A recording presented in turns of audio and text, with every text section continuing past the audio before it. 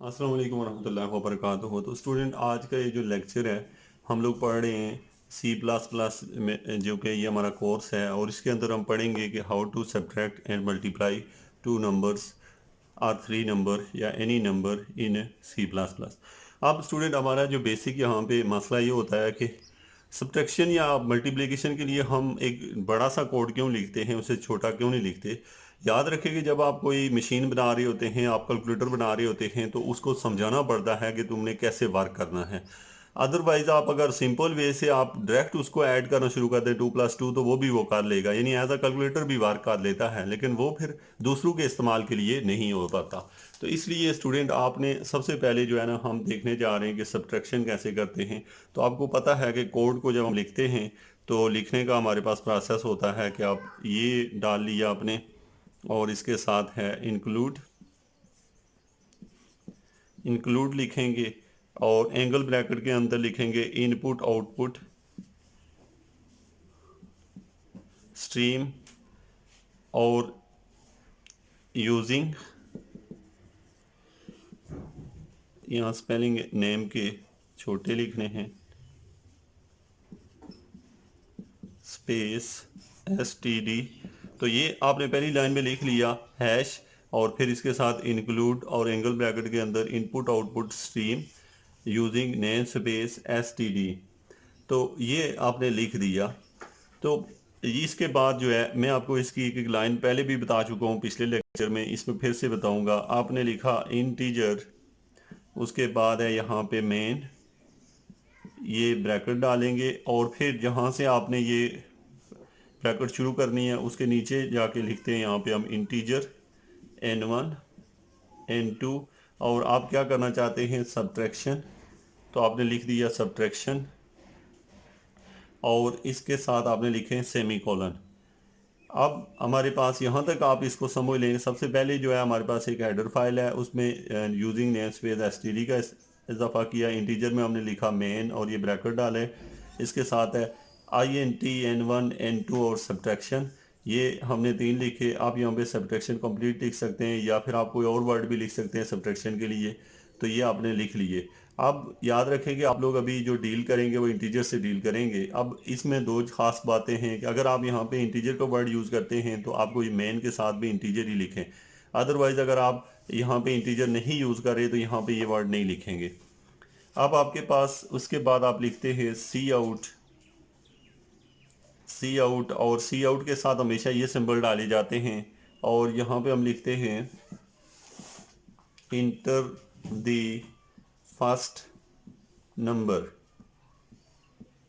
और उसके साथ यहाँ पे हम सेमीकोलन डालते हैं। सेमीकोलन डालना ज़रूरी होता है।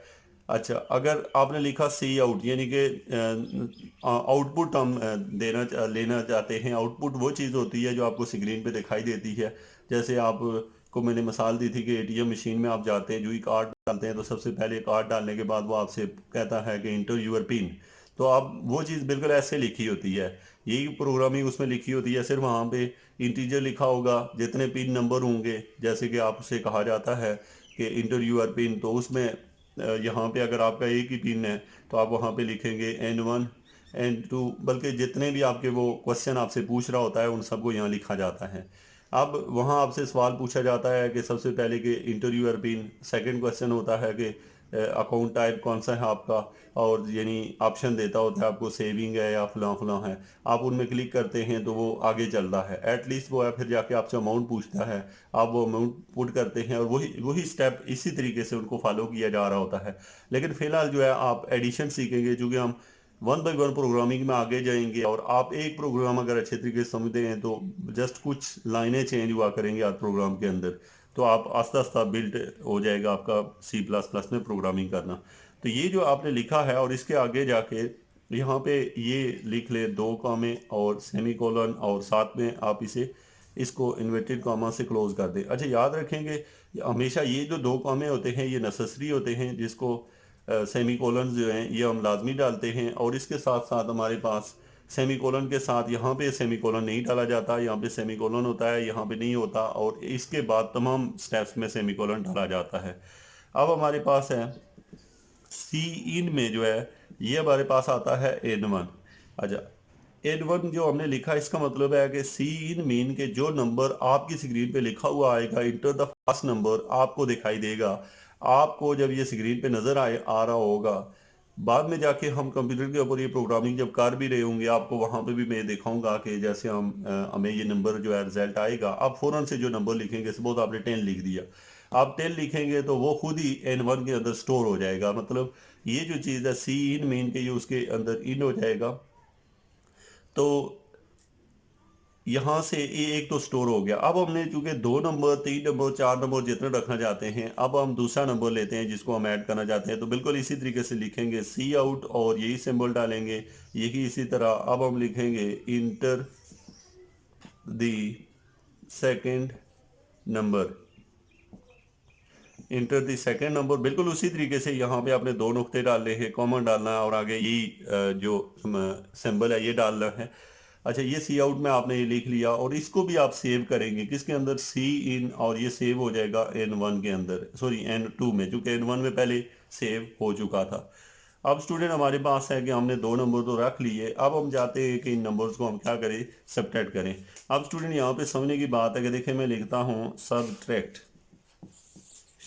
सब्ट्रैक्शन लिखा मैंने जब, तो ये इक्वल है N1 माइनस N2 के। अब ये जो मैंने लिखा है ये मैंने सही नहीं लिखा, इसलिए नहीं लिखा क्योंकि मैंने इंटीजर में डिफाइन SUB किया हुआ था और नीचे जाके मैं सब्ट्रैक्शन का वर्ड लिख रहा हूँ। तो इसलिए ज़रूरी है कि जो चीज़ मैं यहाँ यूज़ कर रहा हूँ वो यहाँ मुझे डिफाइन करनी थी। तो याद रखिए कि अगर जो वर्ड आप यहाँ लिखेंगे सब की जगह, यानी सब्ट्रैक्शन लिखते जो भी है वो चीज़ें आप यहाँ लिखेंगे। अदरवाइज C++ को कोई पता नहीं है कि ये क्या कर रहा है, हम खुद ही उसको गाइड कर रहे हैं, उसको खुद ही समझा रहे हैं।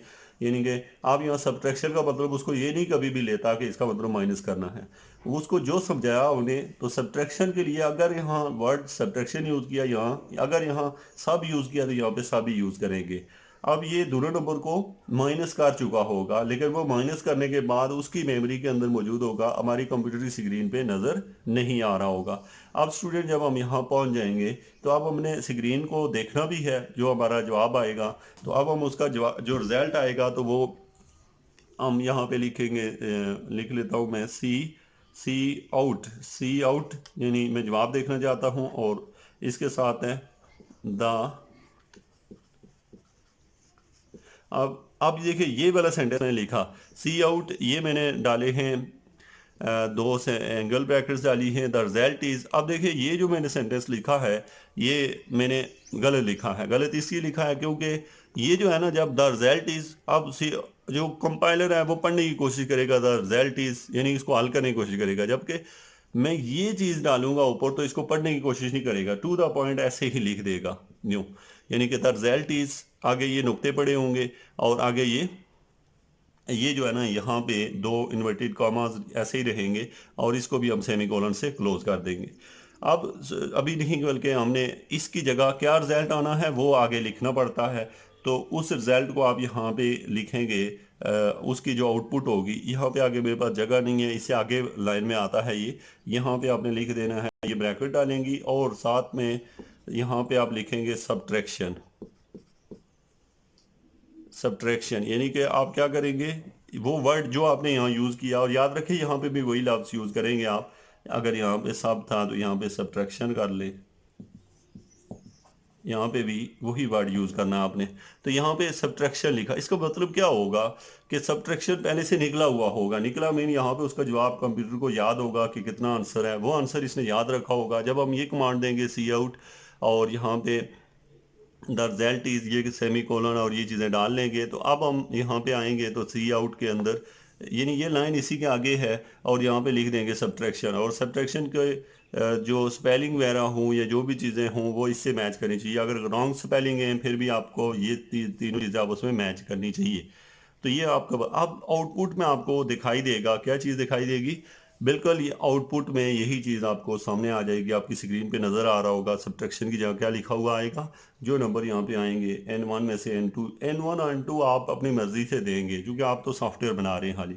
और लास्ट में जाके तो आप लिखेंगे रिटर्न, रिटर्न ज़ीरो लिख लिया और साथ में हमने लिख देंगे यहाँ पे ब्रैकेट ख़त्म कर देंगे, यानी कि आपका जो ओवरऑल रिजल्ट होगा, यानी ये रिटर्न ज़ीरो कमांड, जैसे कि आपको पता है कि एक बंदा जो ATM मशीन से पैसे निकाल रहा है या फिर कंप्यूटर उसके ऊपर कंप्यूटर से काम कर रहा है, तो वो क्या करता है कि अब सारे रिजल्ट लिखने के बाद आप जो ही वो एक बटन दबाते हैं और अगला क्वेश्चन हल करना शुरू करते हैं, तो वो जो पिछला होता है वो ज़ीरो हो जाता है, रिटर्न ज़ीरो हो जाता है। इसलिए हो जाता है क्योंकि उसका हमें ये फ़ायदा पहुंचता है कि हम अगले स्टेप पे जा सकते हैं।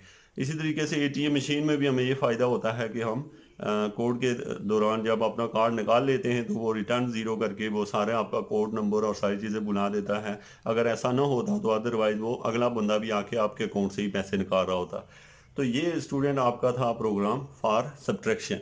अब मेरा आपसे क्वेश्चन है कि आप इसी प्रोग्राम को फॉर मल्टीप्लिकेशन लिखें तो कहाँ कहाँ डिफरेंस आएगा, और इसके साथ साथ आप इसको डिवीजन के लिहाज से करें, जो कि आपने खुद करना है। मल्टीप्लिकेशन में जस्ट जहाँ पे बिल्कुल ऐसे ही नंबर सारे लिखेंगे, यहाँ पे सब्ट्रैक्शन की जगह मल्टीप्लिकेशन लिख लें, या सब्ट्रैक्शन ही रहने दें, यानी कि उसको नहीं पता ये क्या हो रहा है।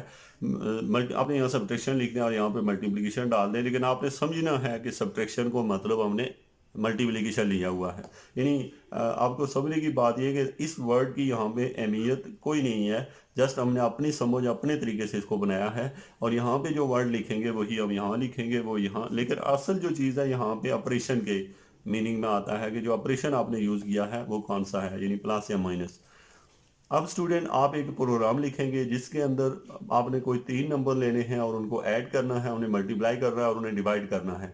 तो ये मुझे आप करके चेक करवाएंगे कि किस तरीके से आप इन नंबर को लिखते हैं प्रोग्रामिंग के अंदर, और क्या आप इस काबिल हैं कि ये लिख सकें। Thank you very much.